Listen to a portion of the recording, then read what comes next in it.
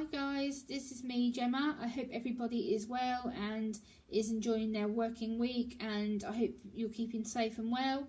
Today's video is going to be a 4-year diagnosis and campaigning video, and just to update you what I've been up to explain what 4 years has meant for me and my family and my friends. And yeah, so let's get kick-started into the video, shall we? So it's been 4 years next month since I've been diagnosed, and over that 4 years I feel I've changed a lot as a person. I've become stronger, I've become more confident, I've begun to realise that making friends is okay and that it's not a bad thing to do.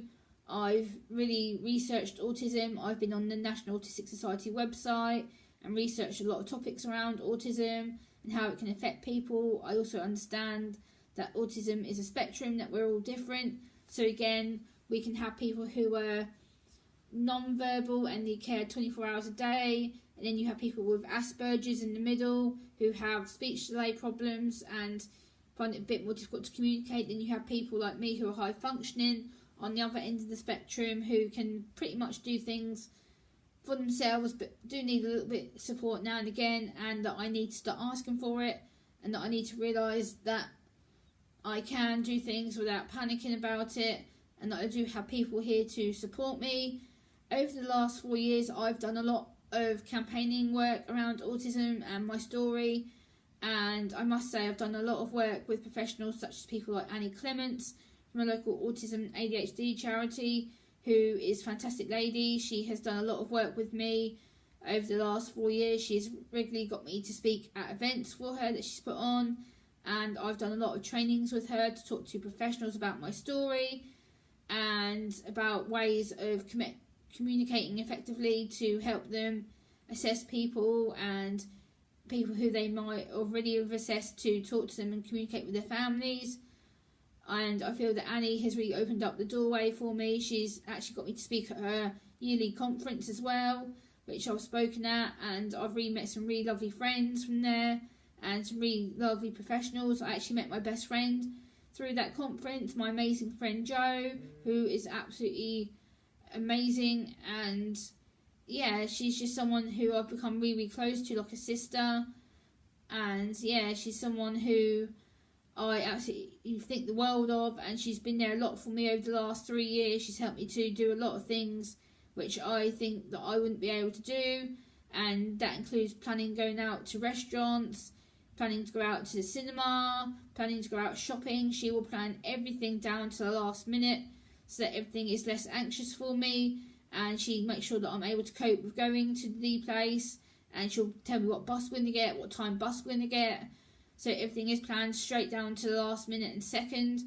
And without her I would be lost. She helps me to lower my anxiety and my doubts, and really supports me as a person, not just the medical label that's around my head. And yeah, I just really appreciate her. I think she's absolutely fantastic. She's another sister from another mother, and I'm really, really proud of her. I'm really proud of how she's overcome things, and without her I think I would not be doing what I'm doing now. I think a lot of the work is down to her and her support of believing in me and accepting me as this person who can find it difficult to communicate with people. And I think that she's just someone who really understands who I am and understands that I'm different for a reason, and that I don't mean to be deliberately disrespectful or awkward or cause any issues. I'm just someone who finds it a bit difficult to communicate.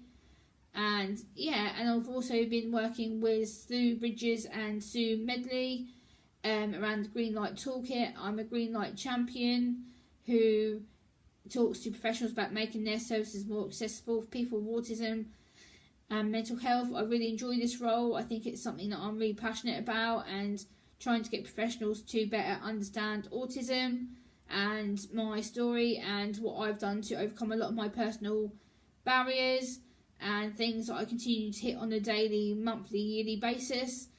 And I'm really proud to be part of this project. I think Sue have really got me down to a T. They really understand my needs and the barriers that I do face sometimes. Like recently I was invited to talk in Norwich with them, and at the end of playing my friend's video, there was quite a loud bit of music, and it was really quite loud, but they did pre-warn me and say, oh Gemma, it might be a bit loud for a second, and it did have a bit of blaring music, but it was shortly then turned off. So I really appreciate them for pre-warning me about it. And I also go to two monthly meetings with them in DIS, where we talk about making services more accessible and getting people to understand us properly. And I also do a lot of work with the Autism Diagnostic Service. I do a lot of work with training and telling my story to people, and I'm also part of their Autism Diagnostic Support Group. I do a talk usually around sort of once a month, or once every few months I'll do a talk about my story and help new people who have been diagnosed with autism spectrum, and I try and give them advice about how to cope with things and try and make sure they understand how things can be different for them and why they feel different, why things may be a bit more frustrating and difficult for them, but I try and put strategies across to them to help them with their new diagnosis, and how they can always contact me, and how I try and make sure that they understand what things could happen for them.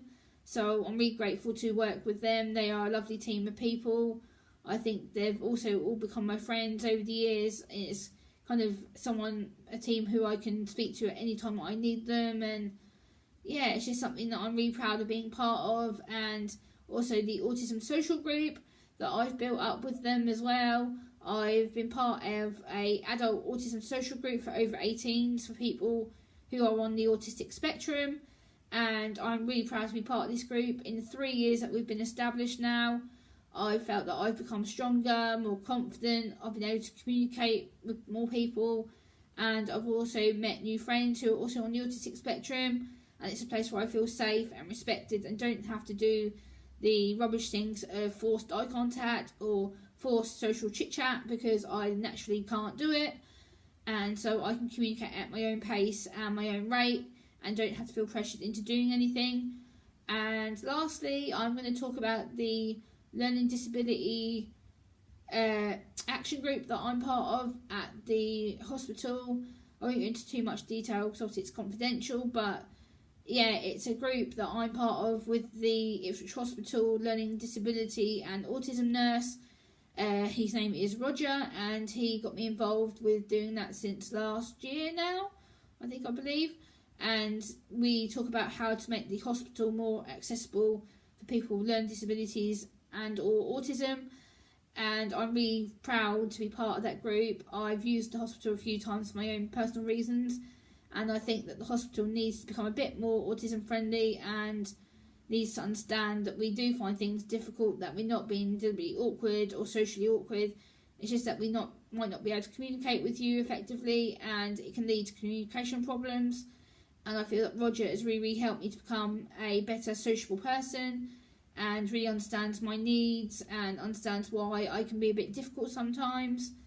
So yeah, I'm really grateful to Roger for giving me that opportunity, and I look forward to working with him even more in the new year later on this year and for the years to come. And yeah, thank you guys very much for watching, and I hope you found this video useful. Take care, see you soon, bye.